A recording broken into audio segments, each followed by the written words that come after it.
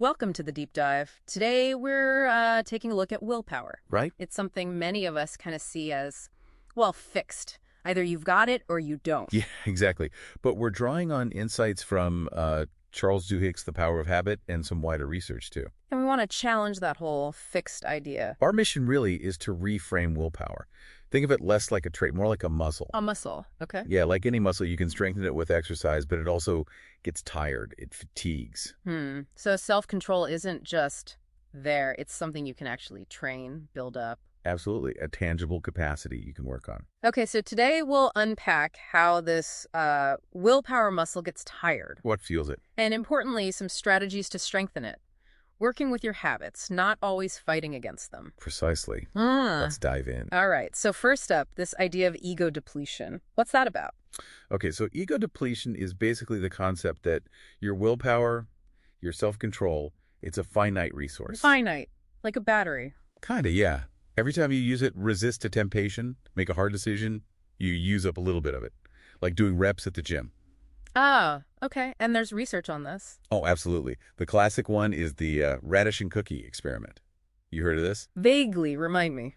So they had participants skip a meal, come in hungry. One group gets presented with fresh cookies and chocolates, but they're told, no, you have to eat these radishes instead. Oh, torture. Pretty much. Okay. The other group just got the radishes, no temptation. Then afterwards, both groups were given a really difficult, actually unsolvable puzzle. The radish eaters, the ones who had to resist the cookies, they gave up on the puzzle way faster, significantly faster. Wow. Because they'd used up their willpower on the not eating cookies part. Exactly. Their capacity for mental exertion on the puzzle was already drained. That's fascinating. So it's not just resisting like huge things. Does everyday stuff chip away at it too? Oh, definitely. That brings us to decision fatigue. Decision fatigue, like just choosing what to have for lunch. Yes. Even seemingly trivial choices what to wear, which email to answer first, should I reply now or later, each one consumes a tiny bit of that willpower fuel. Okay, that explains why choosing a movie on Netflix feels impossible sometimes at night. Right. You've made hundreds of decisions already. And beyond decisions, other things drain it too. Emotional stress, definitely. Yeah. Physical exhaustion, lack of sleep, poor nutrition, even distracting environments or just information overload. And you mentioned fuel. Is there a literal physical link? There really is. It's strongly linked to your blood glucose level. Take sugar in your blood. Yeah. The brain uses glucose for energy, and self-control tasks are energy intensive. The research is pretty stark. Basically, no glucose, no willpower. Your physical state directly impacts your mental strength. Okay, that connection is huge. So if willpower drains so easily, how do habits fit in? Are they like a workaround? You're absolutely a workaround, a strategic one. Yeah. Habits conserve willpower by automating behavior. Once something is a habit, think about driving home from work or brushing your teeth. You do it almost on autopilot. Right, you don't really think about every single turn or movement. Exactly. Your brain isn't making constant decisions. That frees up your mental energy, your willpower, for new challenges or unexpected problems. Habits are efficient. So building good habits is like building willpower reserves in a way. In a very real sense, yes. But here's another interesting twist. The habit boost effect. Habit boost. What's that? It means when your willpower is low, maybe you're stressed, tired, you don't just act randomly. Okay. You become more likely to fall back on your strongest existing habits. So if your default habit is grabbing junk food when stressed? That's what you'll probably do when your willpower is low. But if your strong habit is going for a walk, You might default to that instead. That really highlights why building the right habits is so critical. it really does. They become your go-to behaviors when you're running on empty. Can willpower itself become a habit, though? That sounds a bit meta. It sort of can, yeah. It's about pre-planning, deciding ahead of time. When you're calm and thinking clearly, what Duhigg calls a cold-blooded state, how you'll respond to predictable challenges or temptations, those hot-blooded moments. Like setting a rule for yourself in advance. Exactly. You're bypassing the need for that intense, in-the-moment willpower struggle. You've already made the decision. It's proactive design. Got it. Okay, so let's talk strengthening strategies. How do we build this muscle? Duvik has this golden rule of habit change, right? Yes, and it's fundamental. The rule is you can't really eliminate a bad habit. You have to replace it. Replace, not remove. Right. You keep the same cue, the trigger, and you keep the same reward, what you get out of it. But you consciously insert a new routine in the middle. Can you give an example? Sure. Let's say stress is your cue, Yeah. feeling overwhelmed. The routine is grabbing a cigarette. The reward is feeling calmer or just taking a break. To change it, you keep the cue, stress, and the desire for the reward, calmness break. But you replace the routine. Maybe instead of a cigarette, you do 2 minutes of deep breathing or a quick walk around the block. Find a new routine that delivers a similar reward. And Duhigg emphasizes belief in community for this, right? Hugely important. Believing change is possible and having social support makes sticking to that new routine much, much easier. Makes sense. And related to that proactive idea, planning seems key, like those if-then statements. Immensely powerful. Implementation intentions, they're called. Simply stating, if X happens, then I will do Y. So like, if I feel overwhelmed at work, then I will walk away from my desk for 5 minutes. Precisely. You're preloading your response. Starbucks actually trained its baristas using a similar system called LA for dealing with angry customers. It's an automated script for a high-stress moment. Listen, acknowledge, take action, thank, explain. That's the one. Right. You can even use something called defensive pessimism. Sounds, well, pessimistic. Yeah, but it's useful. It means actively thinking about what could go wrong, what obstacles might pop up, and planning specific ways to handle them. It's mental contingency planning. Okay, interesting. What about keystone habits? You hear that term a lot. Right. Keystone habits are small changes, or small wins, that seem to unlock a cascade of other positive changes. They create ripples. Like making your bed every morning, some people say. That's a common example. Or tracking your food intake, or starting an exercise routine. And Duhigg actually argues that exercise and willpower itself is maybe the ultimate keystone habit. How so? Because when you strengthen your self-control in one area, say, sticking to that exercise plan, it often spills over. You might start eating better, being more productive at work, managing stress better. It builds overall self-regulatory strength. So focus on one area of willpower, and it can lift others. That's the idea. Beyond these big strategies, are there smaller, like, daily exercises we can do, little willpower workouts? Definitely. Mindfulness practices are great. Things like surfing the urge. Surfing the urge. Yeah, just noticing a craving or an impulse without immediately acting on it. Acknowledge it, maybe label it, craving for chocolate. Pause, breathe, and then consciously choose what to do next. Even delaying gratification for just 2 minutes can build strength over time. So not necessarily fighting it head on, but observing and pausing. Exactly. And another big one, forgive yourself for setbacks. Willpower isn't perfect. You'll have off days. Yeah, beating yourself up probably doesn't help. It really doesn't.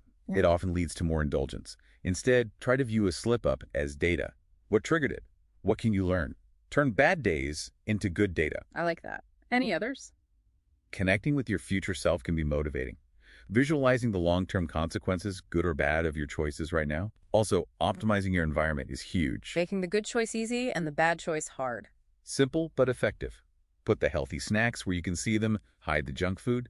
Make your running shoes easy to grab, reduce friction for good habits, increase it for bad ones. And social support. Never underestimate it. Having people to encourage you, hold you accountable, share struggles with it, makes a massive difference. Okay, so bringing this all together, the big takeaway for everyone listening. It's that willpower isn't this mystical fixed thing you're born with or without. It really is like a muscle, dynamic, trainable. Understanding how it works, how habits play into it, that gives you real power, doesn't it? Real potential to change things. Absolutely. So we'd encourage you just pick one thing we talked about. Maybe try an if-then plan for one common trigger. Or identify one small keystone habit you could focus on this week. Start small. Yeah, consistency over intensity, especially at first. So here's a final thought to leave you with. How can you start to strategically design your environment or your routines so that the choice you want to make becomes the default choice? How can you set things up so that even when your willpower muscle is tired, your actions naturally align with your bigger goals? Something to think about. Thanks for joining us on the Deep Dive.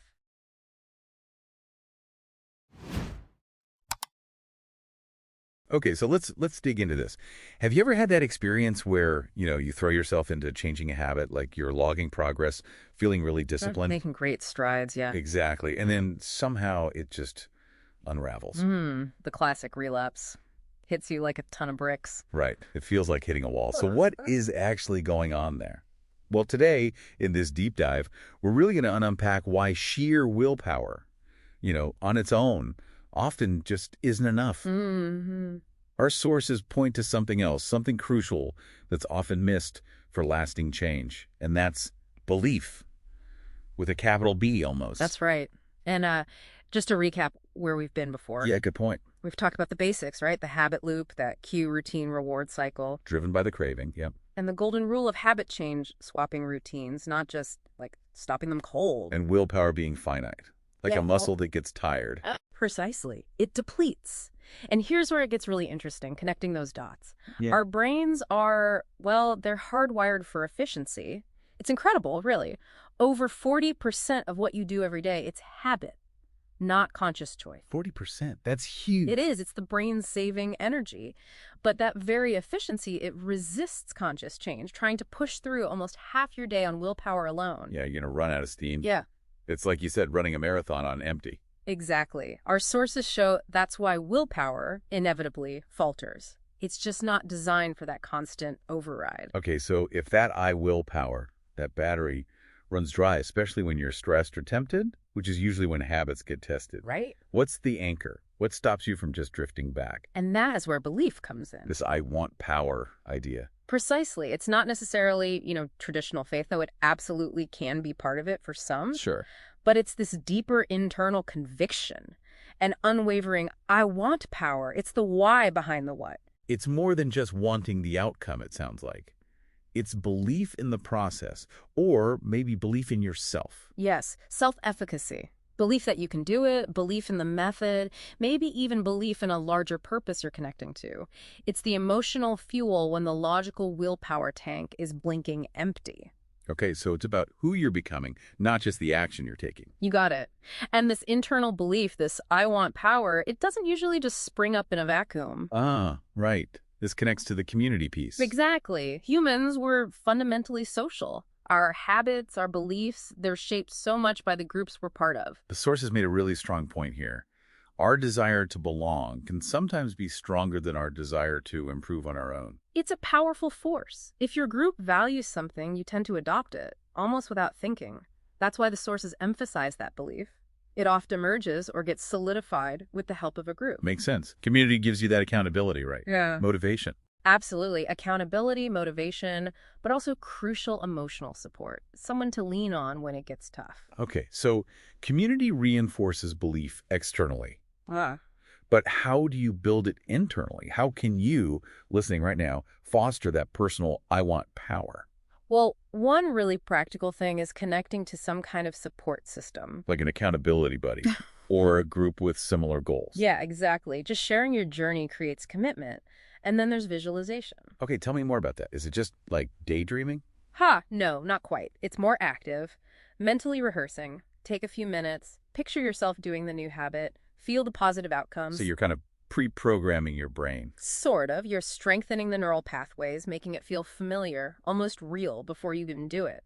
It primes you for success when the actual moment arrives. That's powerful. It's like loading the software before you run the program. Good analogy, and a really compelling real-world example of all this working together. Alcoholics Anonymous. Ah, yes. AA. For something as deeply ingrained as addiction, willpower alone is rarely, if ever, enough. AA uses that golden rule swapping routines, but crucially, it builds belief. Through their concept of a higher power. Right, which is broad. For many, that power is the group, the community, the program itself. It provides structure, immense support, and fosters that shared belief system. So it gives people resilience, even when they relapse, which is often part of the process. Exactly. It's a psychological safety net. It allows people to kind of act their way into better thinking, building a new identity through that collective belief and shared action, even when individual willpower is low. So bringing it all together, what does this mean for you, for anyone trying to change a habit? I think the big takeaway is understanding these pieces, willpower's limits, the brain's efficiency drive, and the sheer force of belief that I want power, especially when it's backed by community. It gives you a different kind of control, doesn't it? Not just brute force willpower. Yeah, it gives you freedom and responsibility. Their habits aren't set in stone. They aren't your destiny. They're malleable. True freedom, then, maybe isn't about fighting yourself constantly. It's about understanding these, invisible forces shaping your day. And consciously working with them. Building that belief in the person you want to be, the person you're becoming. Really profound stuff. So next time, We're actually going to zoom out a bit. We'll explore how these same powerful forces, habits, beliefs, group dynamics, don't just shape individuals, but entire organizations. Yeah, how these unseen currents operate on a much larger scale. Should be fascinating.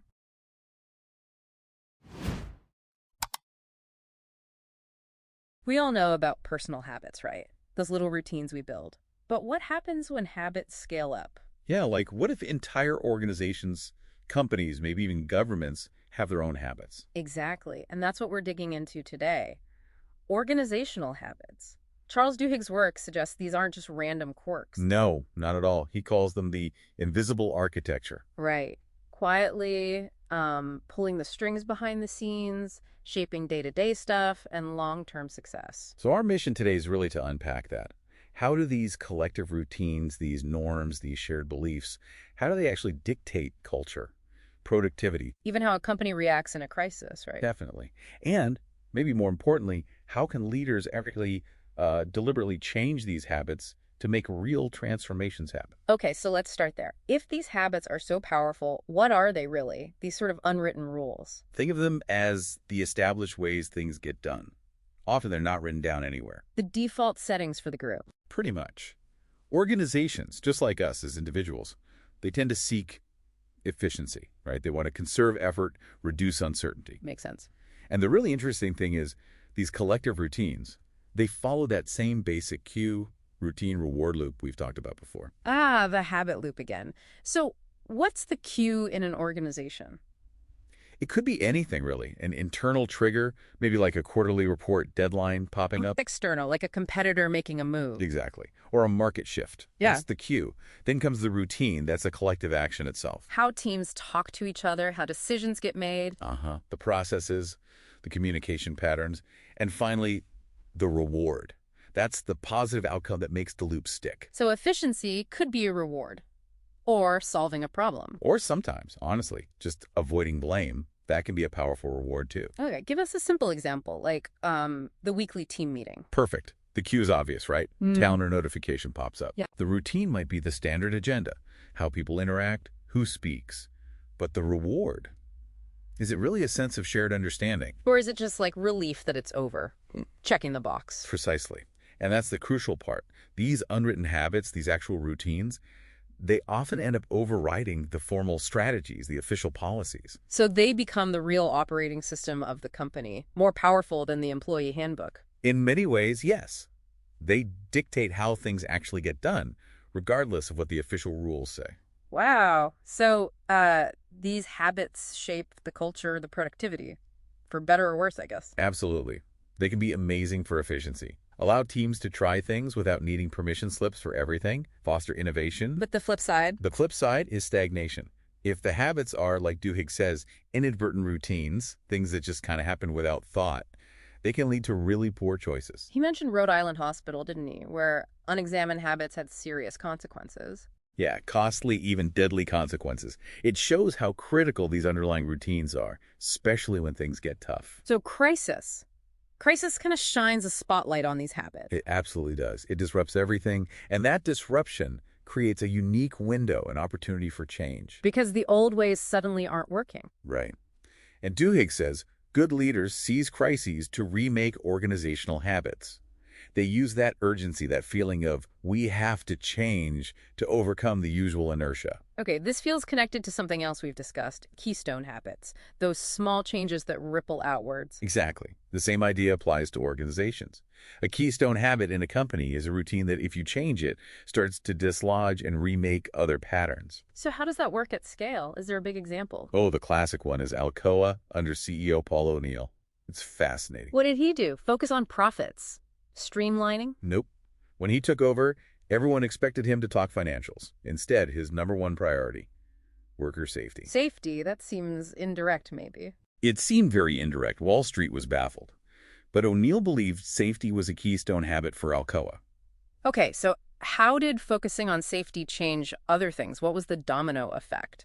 Well, think about it. To improve safety dramatically, what do you need? You need communication lines wide open, Right. Yeah, workers have to feel comfortable reporting problems without fear. Exactly. So it forced a culture change towards openness. Mm. You also need really good data collection and analysis to track incidents and figure out root causes, So better systems, better communication. right? And the result? Injuries plummeted, obviously.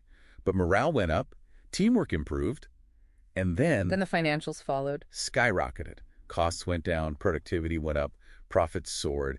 It proved that sometimes the best way to hit those big, complex goals is kind of sideways. By focusing on a keystone habit that forces all the other necessary changes to happen, that's powerful. It really is. Another place we see habit principles applied really effectively is Starbucks. Ah, Starbucks. How do they use this? They treat willpower almost like a muscle, something that can be trained through habit. How? Through their employee training? Yeah, their training is intense, like 50 plus hours in the first year.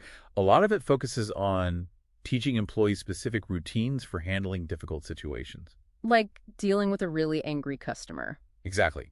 They use action plans, they role play scenarios over and over until the desired response, staying calm, following specific steps, becomes almost automatic. It's a pre-planned routine. And the reward for that routine. A calmer situation, maybe a happy customer in the end, or even just a compliment from the manager. That positive reinforcement makes the routine stick. So they're essentially engineering their customer service experience and maybe even employee resilience by building specific habits. Precisely. They're systematizing desired behaviors at scale. Okay, this is fascinating, but what does it mean for, someone listening who isn't the CEO? How can you use this? Look, understanding these habits isn't just for the top brass. It gives everyone more agency. So what's a practical first step? I challenge you to do two things. First, just observe. Pick an organizational routine in your workplace. Could be a meeting, how emails are handled, anything. And analyze it. Yeah, try to spot the cue, the routine itself, and crucially, the reward. What's really keeping that loop going? Is it effective? Ineffective? Oh, okay. Observe and analyze. What's the second thing? Propose a small change. Think about one routine that could be better. Could you introduce a slight shift? Maybe change the routine slightly, but keep the cue and reward. Remember the golden rule of habit change. Don't extinguish, replace the routine. Right. And think about a clear cue for your new routine and make sure there's some kind of quick positive reward. Even small wins build momentum. Could that small change become a keystone habit for your team? Potentially. Small wins can definitely build into bigger shifts over time. It starts with noticing the patterns. So the big takeaway here is that organizations run on these powerful, often invisible habits. But crucially, they aren't set in stone. They can be changed. Astute leaders use moments like crises. They find those keystone habits. They deliberately train new routines. And understanding these forces is the first step toward influencing them. The power to transform really lies in seeing these unseen patterns. So by recognizing these collective habits in your own workplace, you gain a bit more power to consciously shape where things are headed. Absolutely. That's a great place to leave it for today. Next time, we're taking this even broader. We'll be diving into social habits. Yeah, how habit loops play out in families, communities, even social movements. It gets really interesting. Looking forward to it. Thanks for listening to The Deep Dive.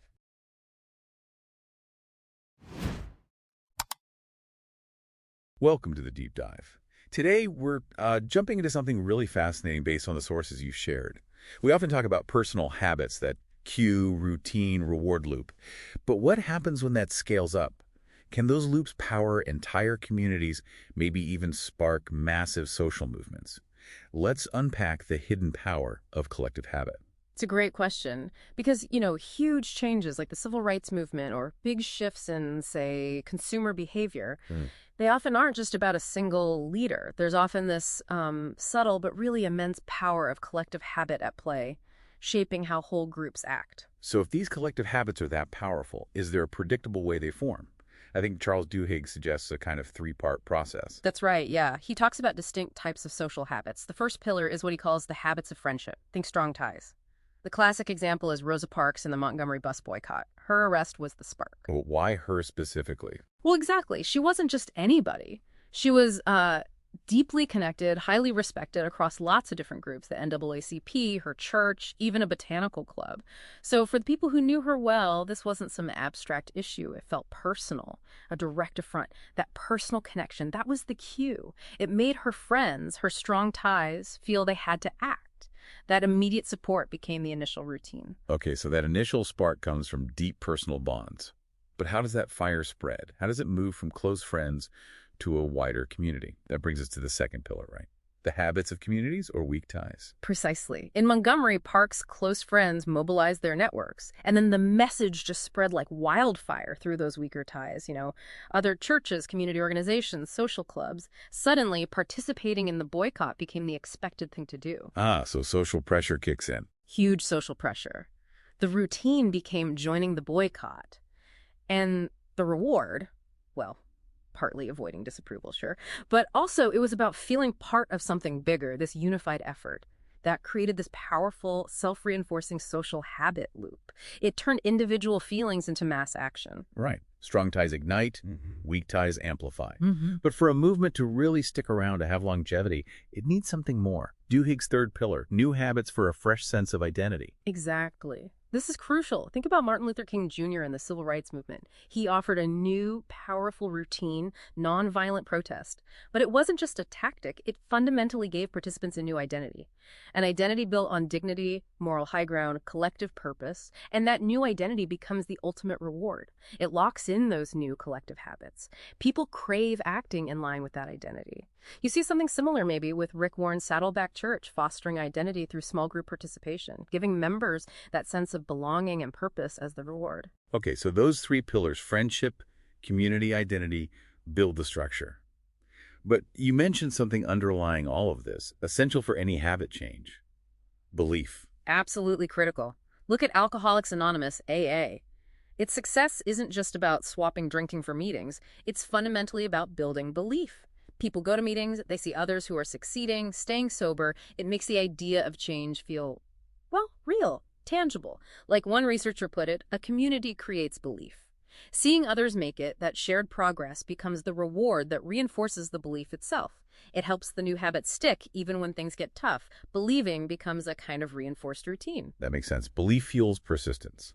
So we've talked about these building blocks. What about keystone habits? We know they're powerful for individuals. Do they work on a social scale too? Can one core collective habit really trigger widespread change? Oh, absolutely. A collective keystone habit can totally reshape a culture. Paul O'Neill Alcoa is the prime example. He decided to focus laser-like on worker safety. That was the keystone habit, the Q. Any injury report, the routine, intense, immediate analysis and reporting, right up to O'Neill himself. And the reward for managers who embrace this: promotions, recognition. And that focus on safety spread. It triggered a cascade. Communication had to improve across silos to report injuries quickly. Processes got streamlined to prevent accidents. Trust improved. Efficiency went up. Profits soared. It shows how fixing one core habit, a keystone, can ripple outwards and transform an entire organization's culture. Those initial safety wins acted like collective cues that bigger change was possible. Wow. So the power of habit really does scale up incredibly, from those initial strong ties sparking action. So the weak ties amplifying it through social expectation. And then new identities making it sustainable, all underpinned by belief. And potentially jump-started by a single powerful keystone habit. It's quite a framework, it really is. And I think understanding this gives us, well, it gives you a kind of agency, doesn't it? Societies aren't just random. They're shaped by these often invisible habit loops. If we recognize them, maybe we can consciously shape them. By focusing on the right keystone habit, by fostering collective belief, perhaps we can intentionally steer our shared future one habit at a time. A powerful thought. So maybe the question for you listening: what collective habits are shaping the world around you right now? And how might understanding these loops change how you engage with them?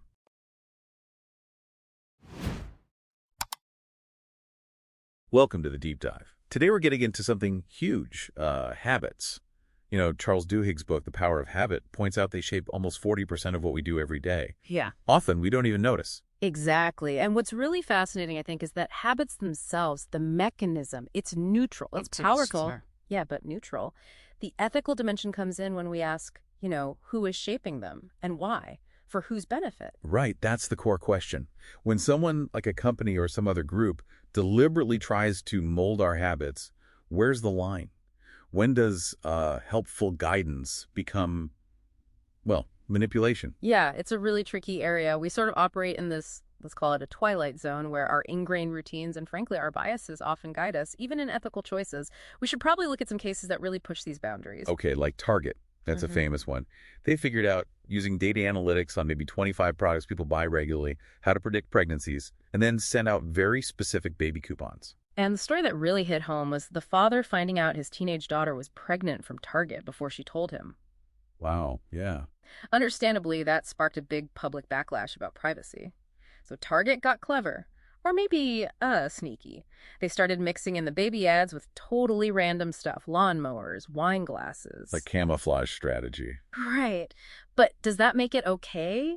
It sort of subtly chips away at your feeling of control, doesn't it? Because you might not even realize you're being influenced. Though some argue, well, consumers could just ignore the ads, couldn't they? That's true. There's always that argument. But then you have cases like Angie Bachman, the compulsive gambler, lost millions. And Harrah's Casino, they weren't just letting her gamble, they were actively encouraging her. Free trips, more credit. That really highlights the question of environment, doesn't it? How much can an external setup like a casino's marketing amplify someone's existing vulnerability, turning a personal struggle into, well, financial ruin? And it's not just casinos or big data. It's everywhere, often in pretty subtle ways. Think about brushing your teeth. Claude Hopkins basically invented that habit for millions by linking that film on teeth, which is natural, to needing Pepsodent for a beautiful smile. And didn't Pepsodent add something to make it tingle?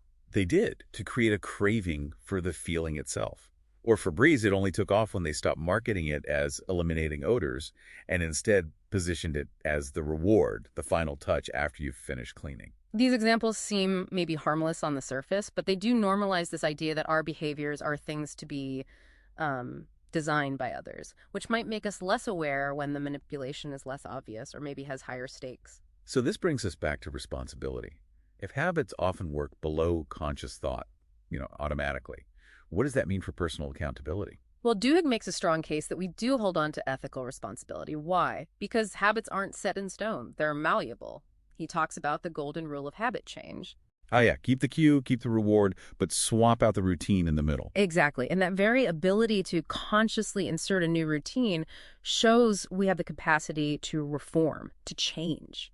So even if someone finds it really hard to resist in the moment, like a gambler example, they usually get moments of clarity later, times when they can make a conscious choice to seek help or change the pattern. Absolutely. The threshold for saying someone isn't responsible is incredibly high. It's really only for someone genuinely unable to understand their actions, like that case of Brian Thomas, who acted purely out of habit during a night terror. For most people, if you know you have a problematic habit, there's a responsibility there to try and address it. Okay, so knowing all this, how can we, the listeners and us, use this knowledge, turn it from something used on us to something that we use for ourselves, become like architects of our own habits? That's the empowering part. Understanding that loop, the cue, the routine, the reward is the first step to mastery. You start seeing it everywhere. It lets you look at external nudges more critically and really decide for yourself if you want to follow them. And it means you can build good habits intentionally. Yeah. Like putting your running shoes by the door the night before. That's the cue for a morning run. Or setting a specific time to meditate as a routine for the reward of feeling calmer. Definitely. And it scales up too. Think about Paul O'Neill at Alcoa. He focused relentlessly on worker safety.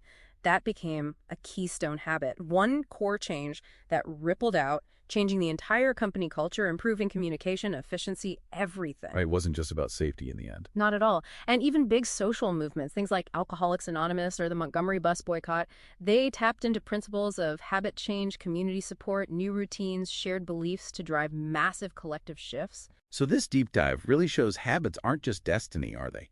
They feel automatic, but they're changeable. Understanding that cue routine reward structure is, well, it's like a key. It really is. The real power isn't just knowing about the loop. It's actively noticing those influences around you and then consciously choosing your response. Building habits that actually line up with what you value most. It's an ongoing process, really. Self-authorship. That's real freedom, I think. So here's something for you to think about today. Pick an ad you see, or maybe a product you use regularly. Try to break it down. What's the cue it's trying to establish? What craving is it trying to spark? And what's the reward it's promising? Then ask yourself, how transparent is it being? Does it feel like it respects your ability to choose, or is it trying to push a button without you noticing? Just doing that little exercise can be surprisingly empowering. It helps you become more of that conscious architect of your own choices.